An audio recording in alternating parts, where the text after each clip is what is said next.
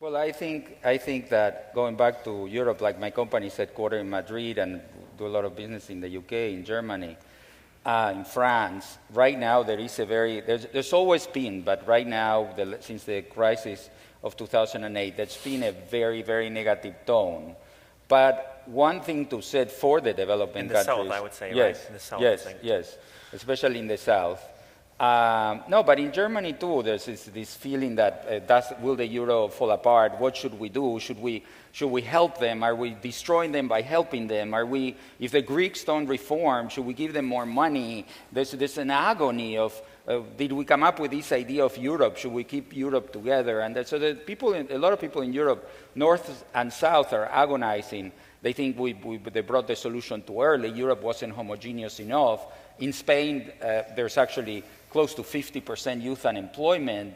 And in fact, this decade is an unusual decade because the poor people of the world are financing the rich people of the world. Because this is a decade where the United States lives off the savings of the Chinese. The United States runs deficits and deficits. Europe runs deficits. And so who's running surpluses to fund all this money? And many of the people who are the poor people are funding the rich people of the world, which is kind of like a reverse of what we've seen in the past. But having said all this, I think the next 20 years will be equal. The world will tend to equalize more, not to be more divergent. I think the the average GDP of the 4 or 3 billion poorest people in the world will go up in proportion to what it's been in the past. And I think these people will join the internet. Many of them will join the internet. Maybe half the world will join the internet. I mean, it's only a trend because they already have phones. So the next step is the connected phone,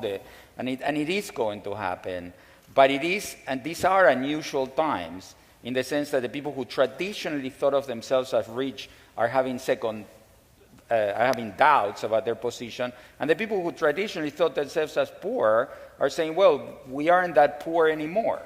And this includes the Indian, the Chinese, many Africans, and many Latin Americans who have emerged into the middle or upper class or have become some of the wealthiest people in the world.